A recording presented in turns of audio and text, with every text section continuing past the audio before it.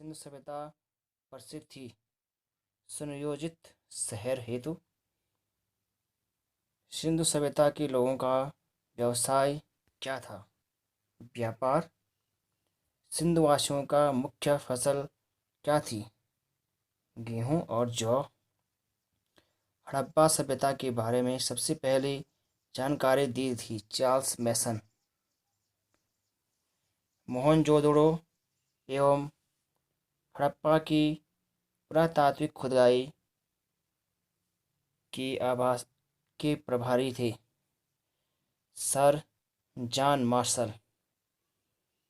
हड़प्पा की सभ्यता थी कांस्य युग की।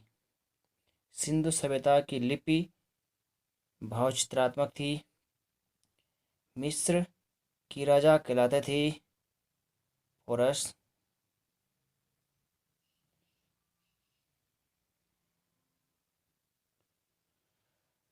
खरोष्टी लिपि लिखी जाती है दाएं से बाएं की ओर। स्वास्तिक चिन्ह देन है सिंधु सभ्यता की। आग का आविष्कार पुरापाषाण काल में हुआ था। सबसे पहले पालतू जानवर बनाया गया था कुत्ते को। सिंधु सभ्यता थी एक आद ऐतिहासिक सभ्यता। हड़प्पा स्थित है रावी नदी के तट पर। सिंधु सभ्यता का प्रमुख बंदरगाह लोथल। हड़प्पा के लोग किस धातु को नहीं जानते थे? लोहा।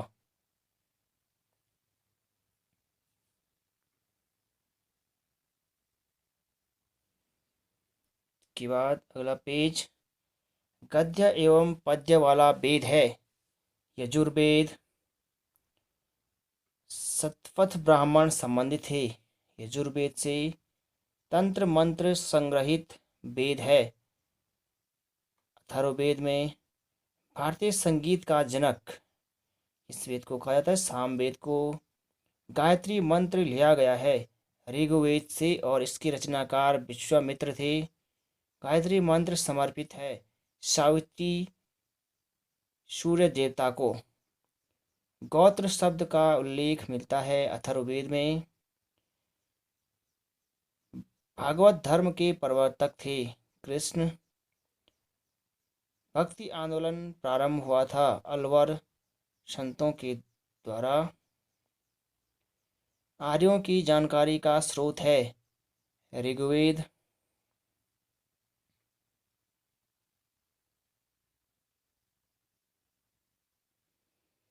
ऋग्वेद में सर्वाधिक बार वर्णित नदी है सिंधु नदी। ऋग्वेद में सर्वाधिक पवित्र नदी मानी जाती है सरस्वती नदी।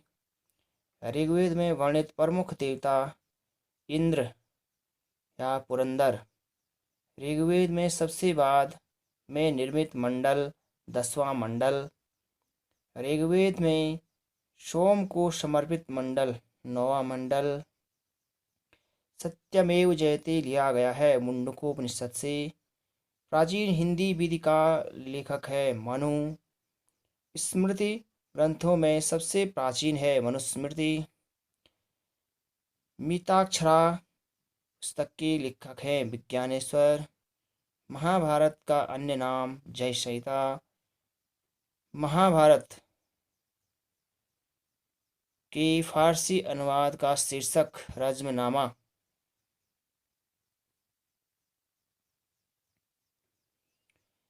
आर्यों का भारत आगमन हुआ 1500 ईस्वी पूर्व से पहले। आर्य सबसे पहले बसे थे भारत में पंजाब और अफगानिस्तान में।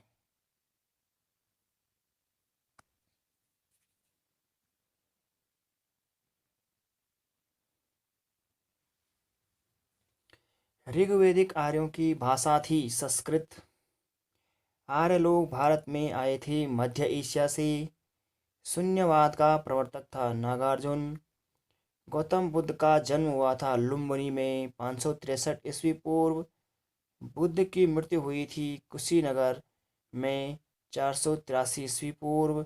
बुद्ध की मृत्यु की घटना को कहा जाता है महापरिनिर्वाण। बुद्ध के प्रथम गुरु थे अलार कलाम। बुद्ध द्वारा गृह त्याग की घटना कहलाती है महाविनिष्क्रमण। बुद्ध का प्रथम प्रवचन कहलाता है धर्म चक्र प्रवर्तन। बुद्ध ने अपना प्रथम उपदेश दिया था सारनाथ में।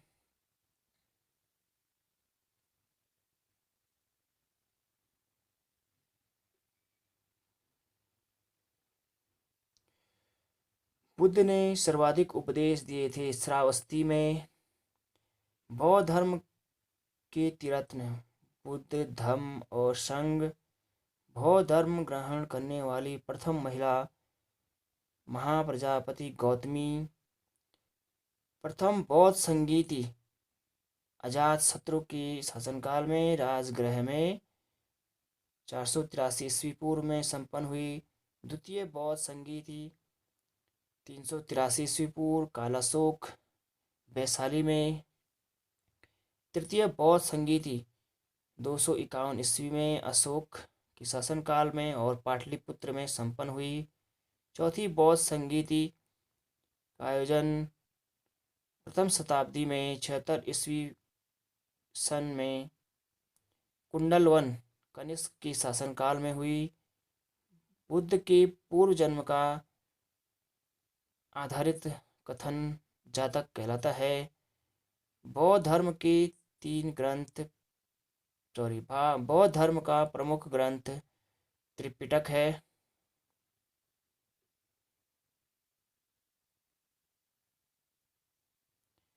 त्रिपिटक में विनय पिटक, सुत्त पिटक और अभिधम्म पिटक सम्मिलित है।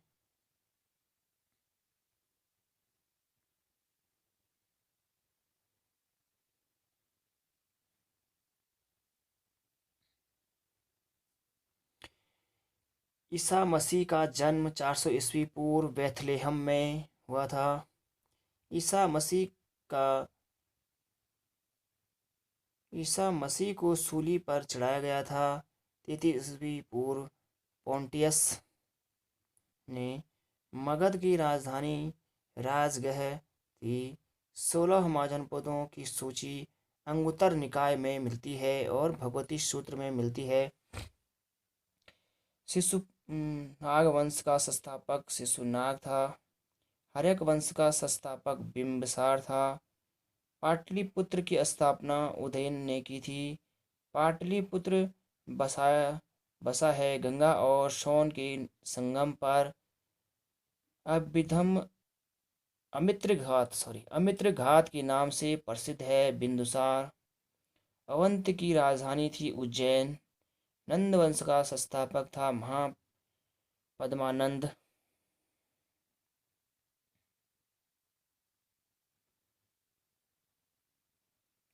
नंद वंश का संस्थापक था घनानंद। भारत पर सर्वप्रथम आक्रमण किया था ईरान ने। भारत पर आक्रमण करने वाला प्रथम विदेशी शासक सिकंदर था। सिकंदर एवं पोरस के बीच युद्ध हुआ था हाइडेस बीच का युद्ध झेलम नदी के तट पे।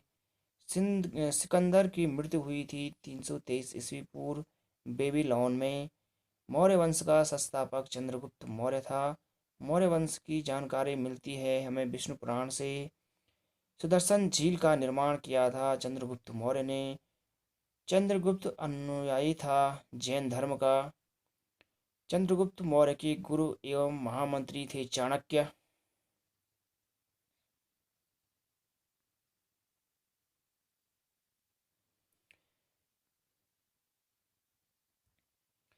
भारत का मैकियावली कहलाता है चाणक्य। चाणक्य या कौटिल्य का अर्थशास्त्र प्रशासन पर आधारित पुस्तक है। चंद्रगुप्त ने जैन धर्म की शिक्षा ली थी भद्र भाव से। चंद्रगुप्त मौर्य के दरबार में आने वाले प्रसिद्ध यूनानी मेगास्थनीज इसकी पुस्तक का नाम इंडिका था। चंद्रगुप्त मौर्य की मृत्यु 298 ईस्वी पूर्व श्रवण बेलगोला में हुई थी और संलेखना पद्धति के द्वारा इन्होंने अपनी प्राण त्याग दिए थे। अपने जीवन के अंतिम दिनों में जैन धर्म को अपनाया। चंद्रगुप्त मौर्य के द्वारा शिलालेख का प्रचलन प्रारंभ किया था अशोक ने।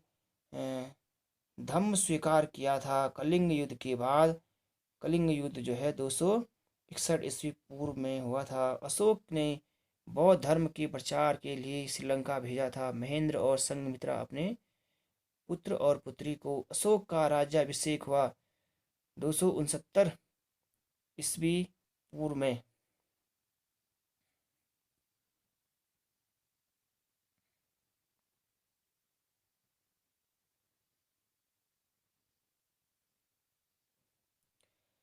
अशोक का सबसे लंबा स्तंभ है 7वां स्तंभलेख। अशोक का नाम अशोक जो है मास्की और गुर्जरा अभिलेख में मिलता है। अशोक ने स्वयं को मगध का सम्राट बताया भब्रू शिलालेख में। कलिंग विजय की जो जानकारी है वो हमें 13वें शिलालेख से मिलती है। सांची का स्तूप बनाया था अशोक ने। श्रीनगर की स्थापना अशोक ने की थी। इसकी जानकारी हमें कल्हण की पुस्तक राजरंगनी में मिलता है। अशोक के शिलालेखों की खोज टी फेनथेलर ने 1750 ईस्वी में की थी। अशोक के शिलालेख सर्वप्रथम पढ़े थे जेम्स प्रिंसेप ने 1837 ईस्वी में। अशोक की मृत्यु हुई थी 232 ईस्वी पूर्व में।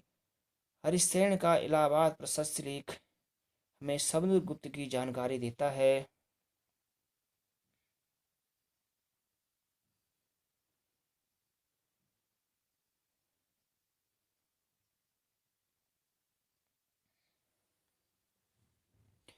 मौर्य वंश का अंतिम शासक था बृहद्रथ शुंग वंश की नींव डाली थी पुष्यमित्र शुंग ने।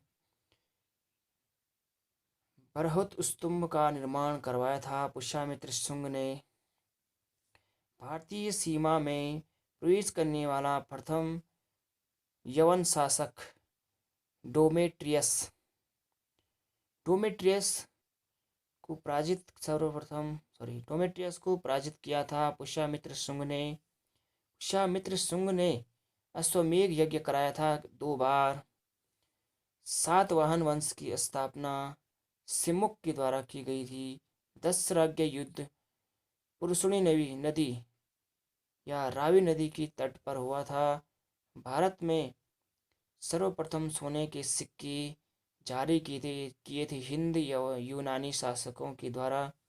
शुद्ध सोने के सिक्के चलाए थे कुषाणों ने। सर्वप्रथम स्वर्ण मुद्राएं जारी की थी गुप्त काल में।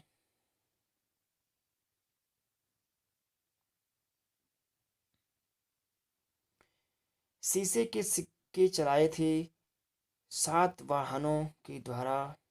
चांदी का सिक्का सर्वप्रथम चलाया था चंद्रगुप्त द्वितीय या विक्रमादित्य के द्वारा।